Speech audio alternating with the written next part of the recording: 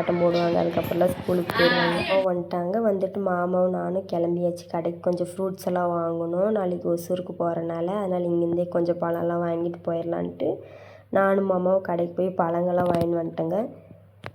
நான் எப்போ ஒசூருக்கு போனாலுமே இங்கேருந்தே வேணுங்கிறதெல்லாம் ஸ்நாக்ஸு பழம் எல்லாம் இங்கேருந்தே வாங்கிட்டு போயிடுவேன். அதனால் பழங்கள்லாம் வாங்கிட்டு கொஞ்சம் ஸ்நாக்ஸ் எல்லாம் வாங்கலான்ட்டு அங்கே ஸ்நாக்ஸ் கடை ஒன்று பெருசாக இருக்குது. எப்பயுமே நாங்கள் அங்கேயே தான் போய் வாங்குவோங்க. வேணுங்கிற ஸ்நாக்ஸ் எல்லாம் எனக்கும் மாமாவுக்கு எடுத்துகிட்டு வந்தாச்சு. இது என்ன கடைன்னு தெரிஞ்சால் கமெண்டில் சொல்லுங்கள். இப்போ புதுசாக இது ஓப்பன் பண்ணியிருக்காங்க. சூப்பராக இருக்குது. எல்லா ஸ்நாக்ஸுமே நல்லாயிருக்கு. ரேட்டும் பரவாயில்ல. அதுக்கு தகுந்த மாதிரி ரொம்ப ஹை லெவல்லலாம் ரேட்டெல்லாம் இல்லை. எல்லா திங்ஸுமே இந்த கடையில் இருக்குது. வாங்கிட்டு வீட்டுக்கு போயாச்சு. வீட்டில் மதியம் என்ன சாப்பாடுன்னா மீன் குழம்பு, சாதம், மீன் பொரிச்சது, ரசம். ஆடி 18 அன்னைக்கு உங்கள் வீட்டில் என்னென்ன ஸ்பெஷல்னு கமெண்டில் சொல்லுங்கள். எங்கள் வீட்டில் மீன் குழம்பு.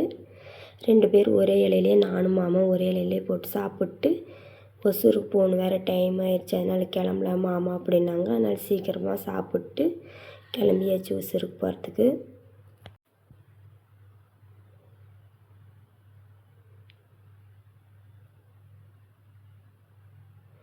குழம்பு சூப்பராக இருந்துச்சு. எப்பயுமே எங்கள் அம்மா எந்த குழம்புனாலுமே சூப்பராக செய்வாங்க. அது மீன் குழம்பு நேற்று ரொம்ப டேஸ்ட்டாக இருந்துச்சு.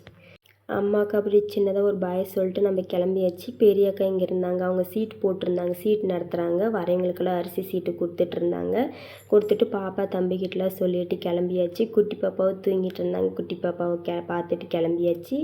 நெக்ஸ்ட் ஒரு வீடியோவில் பார்க்கலாம். பிடிச்சிருந்தா லைக் பண்ணி ஷேர் பண்ணி சப்ஸ்கிரைப் பண்ணிக்கோங்க. பாய். எனக்கு ஓம் கூட போகணும். அம்புடுதேன்.